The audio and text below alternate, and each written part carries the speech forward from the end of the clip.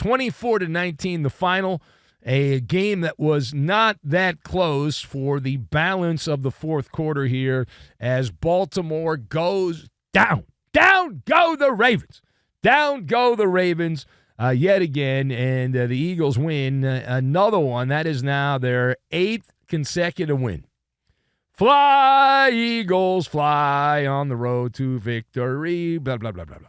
The late, great Philly Rob, somewhere smiling, imagining behind the pearly gates that the year of the Eagles is here yet again.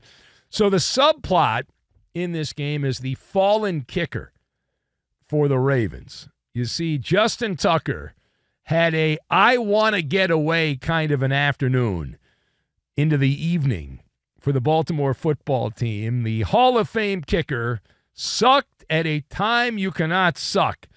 His misery continues. He missed a couple of field goals, not one but 2 field goals. He also missed an extra point. So Baltimore loses for the 5th time. They're 8-5.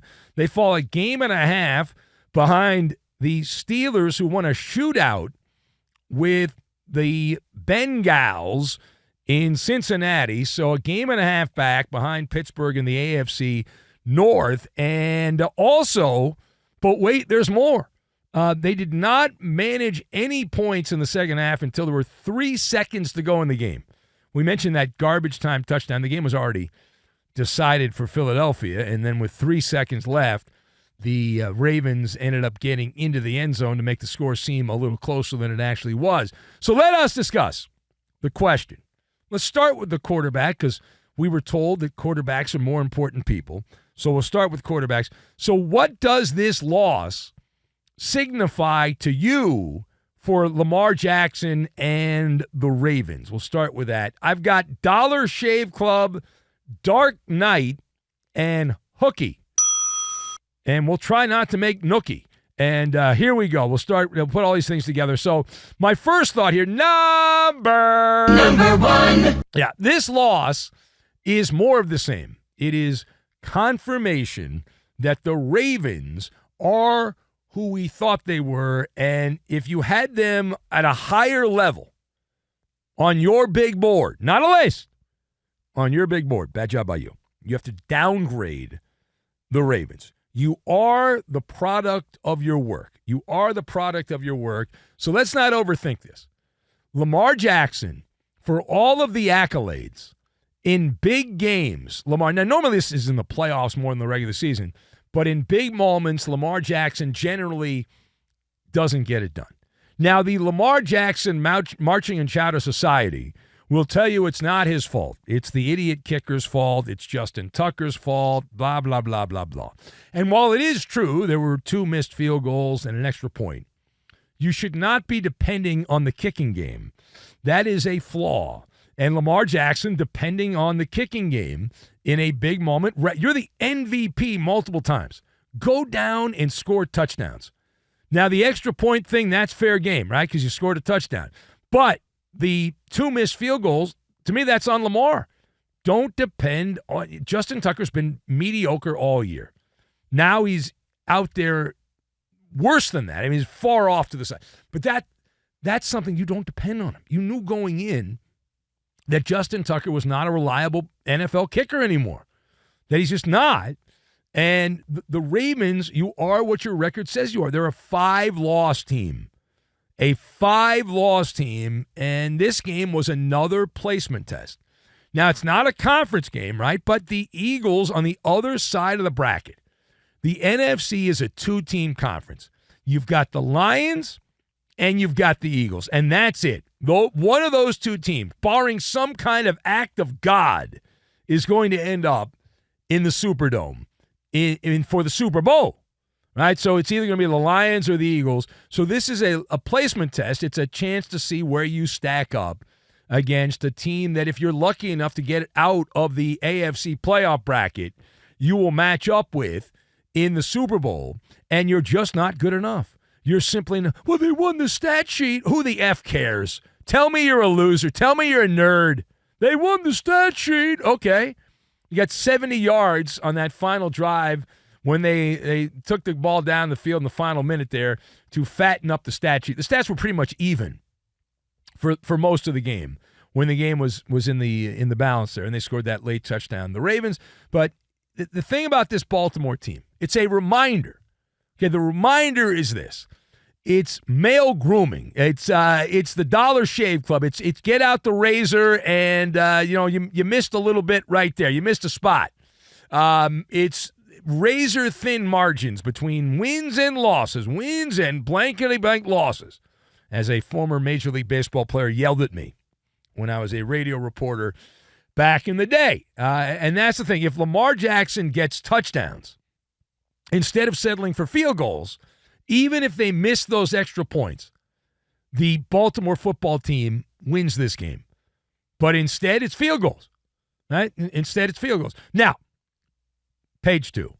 After the game was done, Justin Tucker, now he mentioned he missed a couple of field goals, missed an extra point there.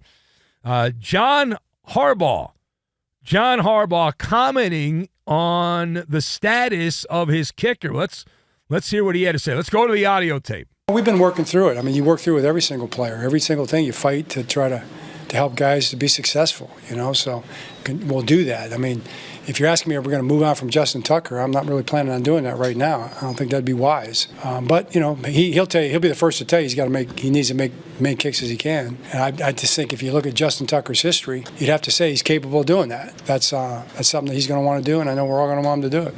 All right, the key part of that quote for me, as I parse the words, was right now, meaning moments after the Baltimore football team had just lost the game to the Philadelphia football team, and John Harbaugh comes out and is like, well, right now. So thumbs up or thumbs down? Thumbs up or thumbs down? Is it time for the Ravens to demote kicker Justin Tucker? And I'm going to go thumbs up, okay? I'm doing the show today. I have to do the show today. And today, Justin Tucker blows and deserves to be demoted. Now, because he is a franchise icon, you got to handle this with kid gloves. You got to come up with some fugazi injury. You've got to say he's got some kind of cramp that he didn't talk about or some kind of muscle pull, and you're going to shut him down. So you can't just come out and say the guy sucks. You have to use some decorum if you're the Ravens, and it's on Harbaugh and the Baltimore brass to come up with something. But you got to do something, okay? I mean, if Lamar's going to depend on the kicking game, and you're not going to go down and get touchdowns, you're going to depend on your field goal unit, you can't depend on Justin Tucker. You simply can't. And this is a dark night situation. And it's a dark night situation. Tucker has already set a career high. He has now missed 8 field goals this season. That is the most of any year in Justin Tucker's Hall of Fame career. He is, at age 35, free falling. Tucker has converted just over 70% of his field goals. We said, well, 70% is a good number. Not in the modern NFL, and not when you're supposed to be one of the all-time great kickers. It is not simply good enough. It is the worst mark of his career, Justin Tucker, and it's the line from The Dark Knight, one of the great movie quotes, one of the great cinema quotes of our time. You either die a hero or you live long enough, and then you become the villain. In this case, you either retire while you're on top and everyone regales you when you come back to town with how great you are, or you keep playing until you stink, and then people like me get on the radio and say you should be demoted. But that's the way it is. And Baltimore, they can save some face. They can come up with some phantom injury and shut Tucker down and bring somebody else in. But there's no guarantee you bring somebody else in that he's going to be better than Tucker. But change, you've got to do something. You've got to do something. All right, now, final point. On the other side, the Birds from Philadelphia, that was Battle of the Birds, not the Ravens, the Eagles. Were you impressed, said the guy behind the microphone, were you impressed with the Jalen Hurts Eagles victory? So the way I'll answer that, I'm nodding my head yes. I'm Benny Brightside. However, not really by Jalen Hurts. He did get off to a very bad start in this game. And the Ravens jumped out. They had the field goal, the touchdown. They had a 9-0 lead in this game. And Hurts, I think it was 0 for 4 at one point to start the game passing.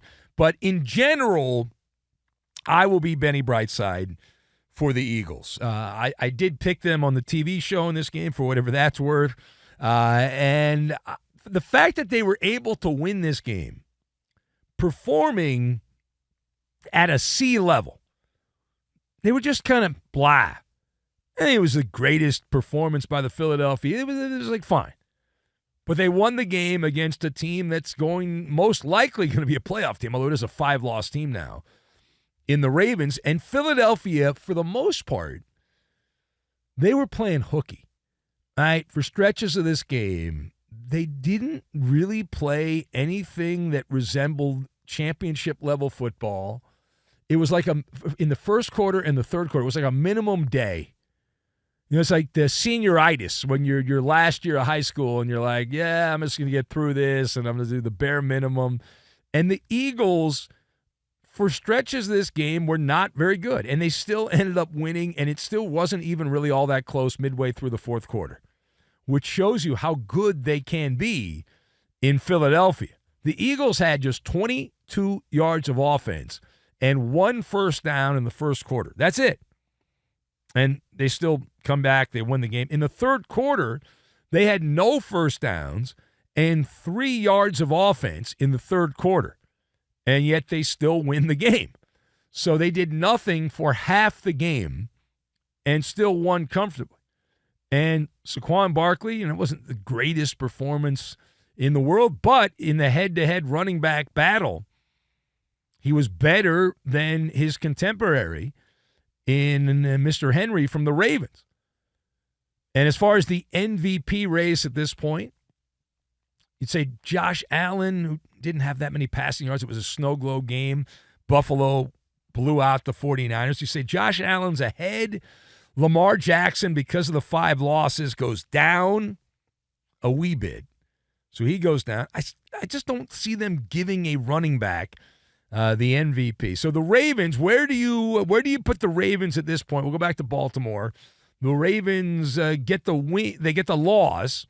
So you look at the overall picture. They're a game and a half behind the Pittsburgh Steelers. Here's John Harbaugh looking at the big picture. The Ravens are the number 6 seed in the AFC. They have a 1-game lead in the win column ahead of Denver and also the head-to-head. But here is Coach Harbaugh on where the Ravens are at this point. Take a look. We didn't play well enough, didn't coach well enough in the end to score enough points or to get the stop we needed at the end. So we lost. But I'm excited about the opportunity going forward. We got 4 games left. We played 13. We've been fighting and competing and playing a lot of good football against a lot of good football teams.